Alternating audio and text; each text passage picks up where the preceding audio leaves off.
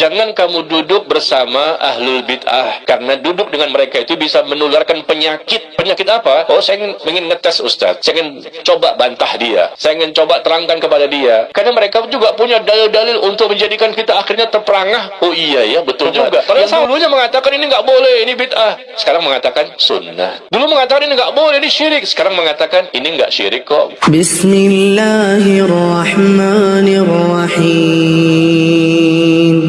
Kenapa adanya orang-orang yang mereka tidak mau mengikuti sunnah Nabi SAW? Karena bisa jadi mereka terkena syubhat. Iya, mereka terkena syubhat. Kenapa bisa terkena syubhat? Karena mereka belajar agama kepada sembarang orang. Ya, kita baca di sini Ibnu Sirin. Ibnu Sirin rahimahullah mengatakan, sesungguhnya ilmu agama itu yang kamu pelajari adalah agamamu yang akan membimbingmu meraih ketakwaan kepada Allah. Maka teliti, lihat, ya, dari siapa kamu mengambil agamamu itu? Nggak boleh sembarangan. Ilmu agama ini yang kamu pelajari adalah agamamu yang nanti akan membimbingmu menjadi benar. Maka lihat dengan siapa kamu belajar. Siapa yang akan membimbingmu itu? Kalau tidak sesuai dengan aturan, tidak boleh belajar dengan dia. Kalau dia tidak mau mengajarkan Quran dan Sunnah, sebagaimana Rasulullah dan para sahabat dalam memahami dan mengamalkan, nggak boleh belajar ke orang tersebut. Karena dia mengajarkan Islam, ternyata disesuaikan dengan perasaan, logika, atau sesuaikan dengan selera masyarakat. Nggak boleh, Islam bukan seperti itu. Jadi terkena syubhat ini karena belajarnya sembarangan. Baca bukunya sembarangan. Datang ke majelis ilmu sembarangan, akhirnya terkena syubhat, ya, sesuatu yang bisa menjadikan rancu dalam memahami agama, ya. Makanya orang yang duduk-duduk bermajelis dengan ahlul bid'ah, ya, akan mudah terkena syubhat, dan akhirnya mereka pun tidak bisa membantah syubhat tersebut, dan akhirnya mereka pun terjerumus dalam kesesatan dan kebid'ahan mereka. Coba kita lihat perkataan Al-Hasan Al-Basri.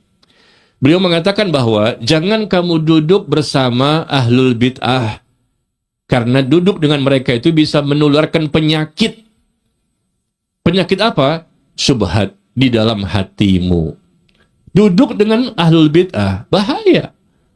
Duduk dengan orang yang mengajarkan sesuatu kesesatan, bahaya. Apa maksud kita ke situ? Oh, saya ingin ngetes Ustaz, saya ingin coba bantah dia, saya ingin coba terangkan kepada dia seberapa banyak ilmu kita untuk menghadapi mereka. Kita baru belajar, jangan coba-coba. Nanti kita kena syubhat. Karena mereka juga punya dalil-dalil untuk menjadikan kita akhirnya terperangah. Oh iya ya, betul juga. Padahal salah itu. Karena kita tidak tahu.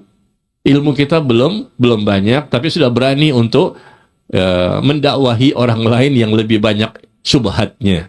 Ya. Maka Imam Ibnu Taimiyah rahimahullah mengatakan, kebatilan itu tidak tampak bagi banyak manusia sebagai kebatilan. Kebatilan itu tidak tampak bagi banyak manusia sebagai kebatilan, karena padanya terdapat syubhat. Ini batil loh. Yang tahu siapa? Para ulama, orang-orang yang berilmu. Tapi kebanyakan manusia nggak tahu ini batil, ini salah. Nggak tahu kenapa? Karena di situ ada syubhat-syubhat yang membuat rancu, dan akhirnya mereka menjadi membenarkan kesalahan-kesalahan yang tidak sesuai dengan syariat. Ini terjadi jamaah sekalian, syubhat-syubhat. Yang dulunya mengatakan ini nggak boleh, ini bid'ah, sekarang mengatakan sunnah. Dulu mengatakan ini nggak boleh, ini syirik, sekarang mengatakan ini nggak syirik kok. Loh, kok bisa? Karena memang dia terkena syubhat.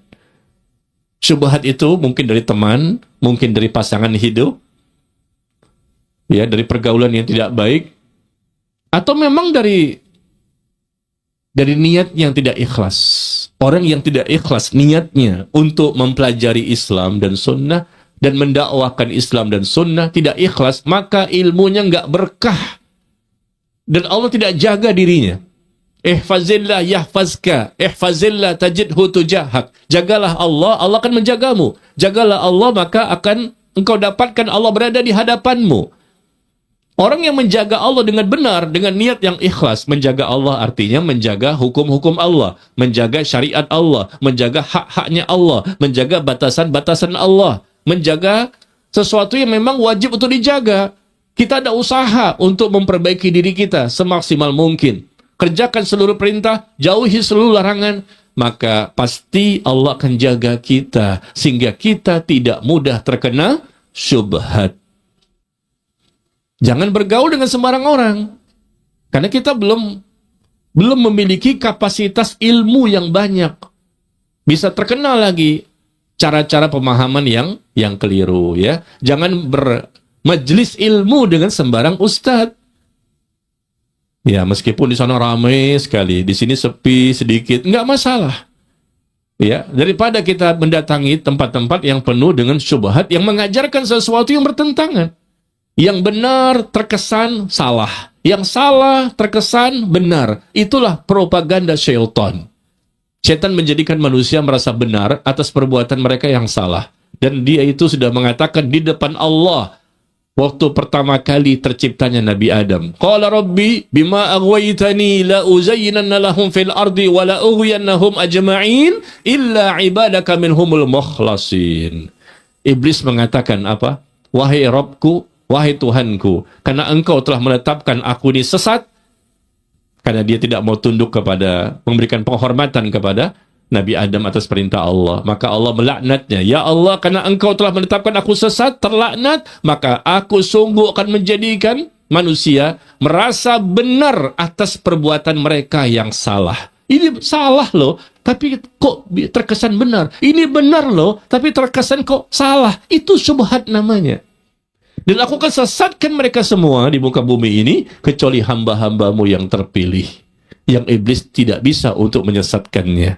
Karena ikhlas niatnya untuk menimba ilmu, dan dia pun memang betul-betul menyesuaikan dengan bagaimana memahami Islam, kembali kepada Quran dan Sunnah. Dan dia berdoa kepada Allah, minta diberikan keistiqomahan. Dan dia berdoa, ya muqallibal qulub, tsabil qalbi ala dinik. Wahai yang maha membolak-balikan hati, teguhkan hatiku dalam agamamu. Dengan pemahaman yang benar, cara mengamalkan yang benar. Karena bisa jadi ada orang sebelumnya benar, setelah itu tergelincir dia. Hafal Quran 30 juz, tidak ada jaminan bahwa dia akan selalu berada di atas siratal mustaqim. Bisa tergelincir. Pemahamannya berbeda dengan apa yang dulu dia pahami. Seharusnya semakin banyak kita menimba ilmu sunnah ini, menimba ilmu Islam ini, maka semakin ketemulah kebenaran. Semakin yakin dengan kebenaran sebagaimana Rasul dan para sahabat. Bukan semakin bertahun-tahun belajar, bahkan mengajarkan Islam di mana-mana, semakin sesat. Tergelincir ini kenapa? Karena hatinya bermasalah. Falamma zaghu azaghallahu qulubahum. Ketika dia berpaling, tidak lagi ingin meraih ridho Allah, tidak ingin mencari wajah Allah, dia punya niat-niat yang lain, meskipun dia sudah berilmu, tahu dalilnya, tahu hadisnya, tahu pemahamannya, tapi punya niat-niat yang lain, Allah pun palingkan hatinya. Langsung tiba-tiba berubah pendapatnya, berubah fatwanya. Syekh Saleh Fauzan hafizahullah mengatakan bahwa hati-hati kalian, jangan menganggap diri kalian sebagai orang yang suci. Karena selevel ulama pun bisa tergelincir. Dan akhirnya matinya su'ul khotimah. Dan itu terjadi di Timur Tengah sana. Ada ulama yang dia matinya ateis. Sebelumnya dia punya karya banyak, dipuji oleh ulama-ulama lain. Tapi ternyata dia, karena sesuatu ada di hati, sehingga Allah palingkan. Karena ketika Allah ingin menyesatkan seorang hamba itu, tinggal dipalingkan saja hatinya. Falamma zaghu azaghallahu qulubahum. Ketika dia berpaling duluan, tidak mau lagi tujuannya baik untuk mencari kebenaran. Karena Allah tidak mau lagi mengambil kebenaran sebagaimana petunjuk barometer kebenaran, yaitu Al-Quran dan As-Sunnah. Maka Allah palingkan hatinya. Akhirnya dia matinya su'ul khotimah dan mati dalam kondisi ateis. Ini cerita ulama di Timur Tengah. Begitu juga yang kita saksikan di Indonesia. Kita nggak tahu bagaimana nasibnya nih, yang lagi viral nih. Ya semoga Allah berikan hidayah. Ya, masih hidup kan? Adem tahu nggak orangnya? Nggak tahu ya? Hah? Ya nggak apa-apa lah. Ini kita kan nggak boleh ya menyebutkan nama, tapi insya Allah antum tahu karena viral di sosial media ya. Baik, jadi hati-hati ya orang-orang yang menolak sunnah, membantah sunnah, tidak mau mengikuti sunnah, udah jelas matahari terang di siang hari. Ini kan kebenaran. Kalau Anda menjadi Muslim, maka tidak bisa tidak. Harus kembali rujukannya kepada Quran dan sunnah. Sunnah itu ajarannya Nabi yang asli, yang original. Inilah contoh terbaik dalam memahami Quran dan beliau mencontohkannya dalam kehidupan sehari-hari. Ya, tetapi begitulah memang. Kenapa? Karena memang tidak mendapatkan hidayah. Sehingga mereka tidak mau mengikuti sunnah. Kenapa tidak bisa mendapatkan hidayah? Karena kebodohan, tidak mau belajar. Karena mengikuti hawa nafsu, akhirnya nggak dapat tambahan hidayah. Karena mendahulukan pendapat nenek moyang. Kemudian karena dia mendahulukan akal dibandingkan dalil-dalil yang ada. Yang berikutnya karena dia terkena syubhat, tidak mau kembali kepada kebenaran. Taib.